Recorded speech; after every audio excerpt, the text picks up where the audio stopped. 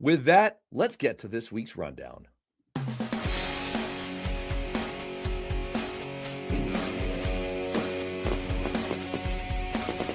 As if an hour and 47 minutes wasn't enough, we have to spend just 3 more talking about this week's State of the Union address. Trump delivered what many Republicans are calling peak Trump, joking and theatrical and culture war heavy, bringing out the U.S. men's hockey team, touting falling energy prices, which isn't a thing. Republican aides apparently are privately celebrating what they see as a relatively disciplined and on message Trump. But early polling suggests that while Republican viewers may have liked it, Trump may be at his ceiling and it may be all downhill from here because State of the Union speeches don't tend to have a lasting impact. Matt, you're a Republican insider. What are Republicans feeling about this? And what do you think the real impact of this boring, snoozy, salacious State of the Union was? Look, if you are a Trump supporter, this was a home run. You loved everything about this. I want to pick up on something you actually said earlier. He was disciplined. First of all, that is a home run for Trump, but it's a sad state of affairs when the biggest compliment we can give is that he didn't screw up and make any mistakes, that he could read a teleprompter. That's how low we've come on this as far as what we are seeing and what American expectations of Donald Trump are right now. This was a political speech. This is the kind of speech you give in late October. It was a horrible State of the Union speech. But where this really impacts us is the MAGA coalition was fragile to begin with. This speech appealed to a very small subset of them that will think this is the greatest thing in the world. But from an electoral standpoint, and the moment that he could have met, which he failed to meet right now, is only going to hurt us long term because the stunts played right into this stuff. The effect of this is minimal. Yeah, I think this is going to be a very minor MAGA flash in the pan. The snap polling afterwards showed that only 38% of viewers were very positive. Now, that's a down in the weeds number about it, but Right. that's a lower level than Trump's previous State of the Union's congressional addresses. It was lower than Biden's 2022 State of the Union. That says that he did his level best. This was his best shot at being on brand, on message, delivering a campaign rally style, like 30-second ad setup speech.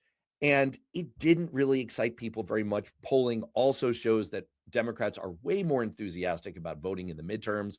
Trump's approval is extraordinarily low and downward cratering consistently. He's now underwater on every single issue, including border security, that's being measured by pollsters. History says that there will be a very short-term polling bump, but there is going to be no lasting positive effect from this. I have talked a little bit on air about surveillance, but Congress right now is scrambling to renew the Foreign Intelligence Surveillance Act, which allows warrantless foreign intelligence collection that can sweep up America's communications. The Pentagon is also racing to deploy advanced AI systems that can move at machine speed on the battlefield. So one fight is about renewing surveillance authority. The other is automated warfare, but it's really the same debate. How much unchecked power should national security apparatus have in a world where technology now acts faster than lawmakers? This feels like how soon before Schwarzenegger comes back looking for John Connor? Yeah, this is deeply disturbing. It has the potential as one issue to actually unite MAGA people and Democrats who are worried about civil liberties.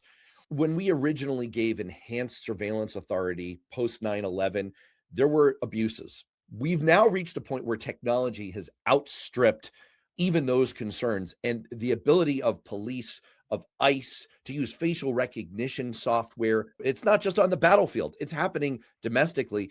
And we already have Republicans losing their minds over members of Congress, senators being swept up in surveillance, in FBI surveillance, and they're losing their minds about that on the one hand, but they want to empower the federal government, these deep state that they abhor, to do even more of this. There is the potential, I think, for a coalition going across party lines to say, we need to take a long pause on this. Now, whether that'll happen, I don't know. We're so dysfunctional in Congress. I'm not sure we will. But the fact that there is a MAGA fracture on this gives me a little glimmer of hope that we're going to take a breath here. Yeah, as a conservative, I think we've long been scared of government power. Pre-Trump, we would be losing our fucking minds over this thing. We would be screaming over this stuff. And the thing that I ask all my friends, all my conservatives out there, and all those who are in the MAGA movement is keep in mind, what would your reaction been if Joe Biden was doing some of this stuff? You would be going ballistic. And Trump is not going to be president forever. We do run a real risk of destroying our rights, our freedoms, and our privileges, because you may like this with what's happening, but once they start matching gun records, they start matching your conservative views, and they start attacking you, this becomes an issue. And this is something that should be bipartisan for everyone, because it is a through line that unites us, the protection of our rights and liberties.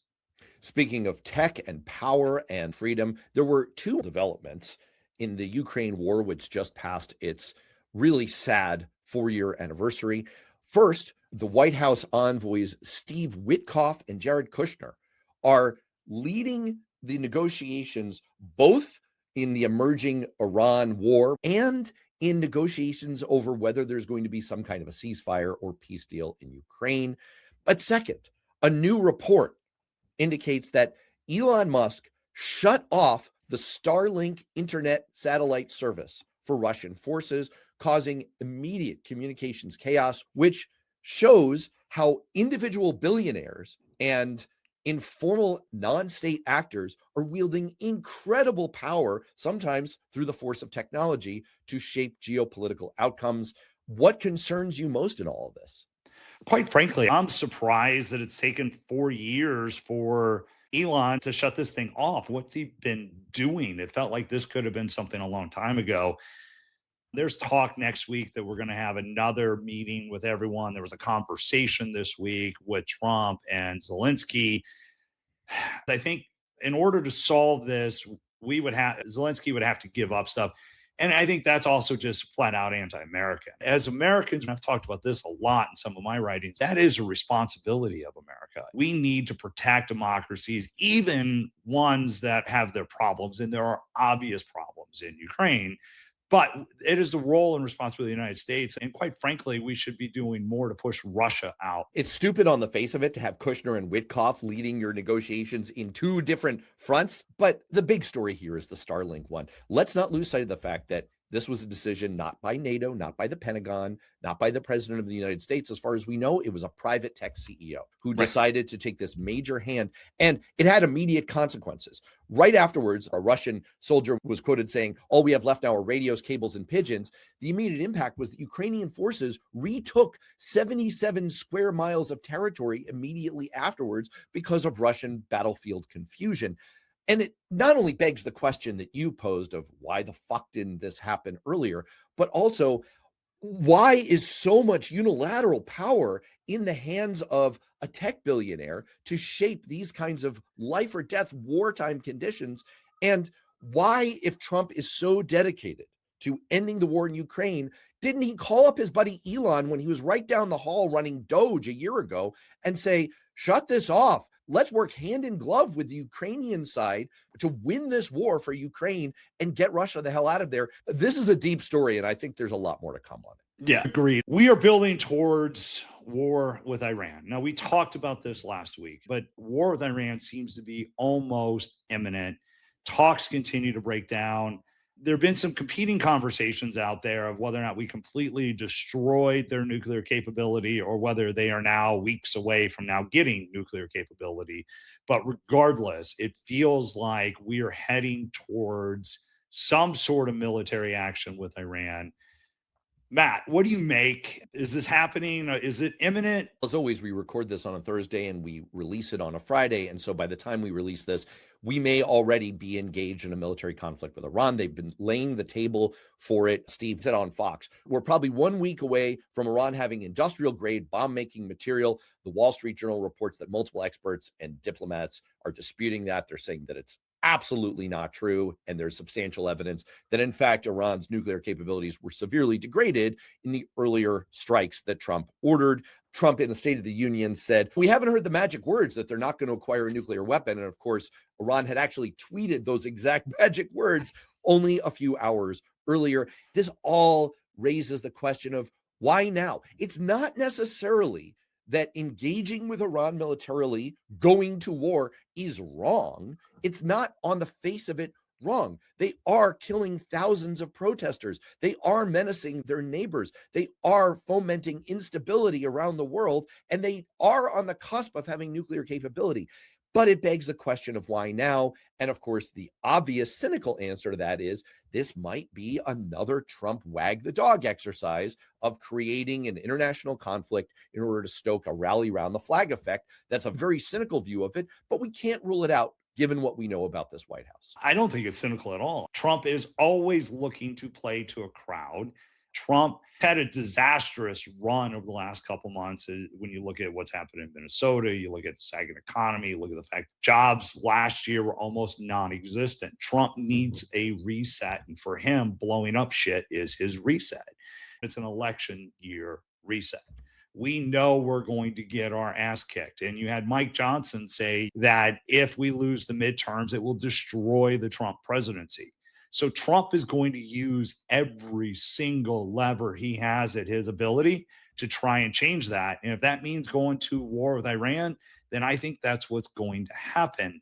I think it's more about the timing. Feels like he's trying to find the right placement in the TV schedule than anything else. A major revelation, a possible smoking gun, emerged over the past week in the Epstein files story, and it's been underreported so far, but this may continue to burn, and by the time you're listening to it, it may have already become a headline-grabbing story. New reporting from NPR revealing that the Justice Department has withheld and removed certain Epstein-related files that reference allegations involving President Donald Trump, including more than 50 pages of FBI interviews and notes connected to a woman who previously accused Trump of sexual abuse when she was a minor. The Justice Department has declined to explain why these materials were not released, despite the bipartisan law mandating disclosure of Epstein-related records. I also want to give a hat tip to investigative reporter Roger Sollenberger, who has been driving this story on Substack and releasing a drumbeat of new revelations around the very credible accusation. This may be one of the things that Trump has been so nervous about in the Epstein files all along. Matt, what is your reaction to all of this? And is this story being underreported? Story is being underreported. But the reality is, I think everybody assumes Trump is all over the Epstein files. And revelations like this are things that just could completely blow him out of the water. The blast radius of this becomes every Republican that has ever been out there that hasn't openly criticized or stood up.